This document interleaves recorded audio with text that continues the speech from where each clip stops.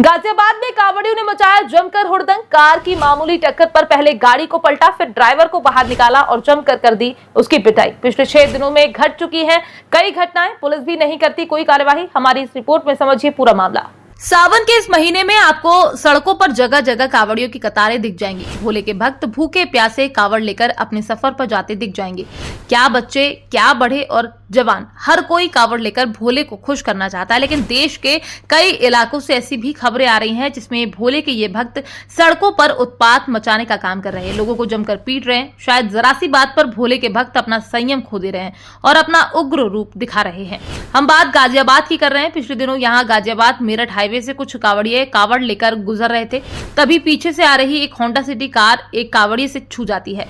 बस इस बात पर कांवड़ियों का गुस्सा भड़क जाता है। कांवड़िया आओ देखते हैं नताओ उस कार पर टूट पड़ते हैं। पहले कांवड़िया कार में जमकर तोड़फोड़ करते हैं, उसके बाद गाड़ी को पूरी तरह से पलट देते हैं। फिर कार के ड्राइवर को बाहर निकालते हैं, उसके साथ खूब मारपीट करते हैं। कांवड़ियों का कहना है कि उसकी कार की टक्कर से उनकी कांवड़ खंडित हो गई। हालांकि पुलिस इस बात से इनकार कर रही है। इस घटना के बाद मौके पर जब पुलिस आती है तो मामले को शांत करवाने का काम करती है, लेकिन तब तक कांवड़िए अपना उत्पात मचा चुके होते। खास बात यह है कि जब कांवड़िए ये सब कर रहे थे तो वहां काफी सारे लोग खड़े होकर देख रहे थे, लेकिन किसी की भी कोई हिम्मत नहीं हो रही थी। बस खाली लोग अपने फोन से वीडियो बनाने का काम कर रहे थे।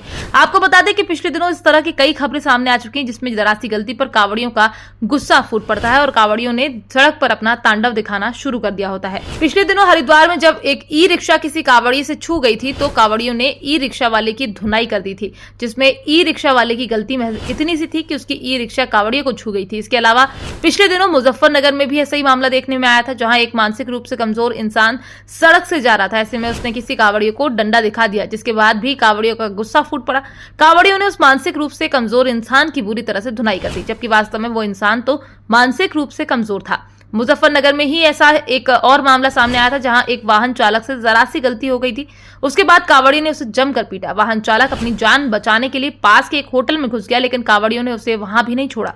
कांवड़ियों ने उस इंसान को होटल में घुसकर न सिर्फ उसे पीटा बल्कि होटल में भी जमकर तोड़फोड़ की।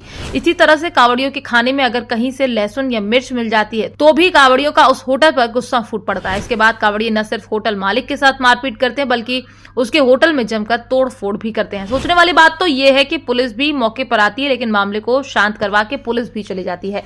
कार्यवाही के नाम पर पुलिस केवल लोगों को समझाने का काम करती है और वापस चली जाती है।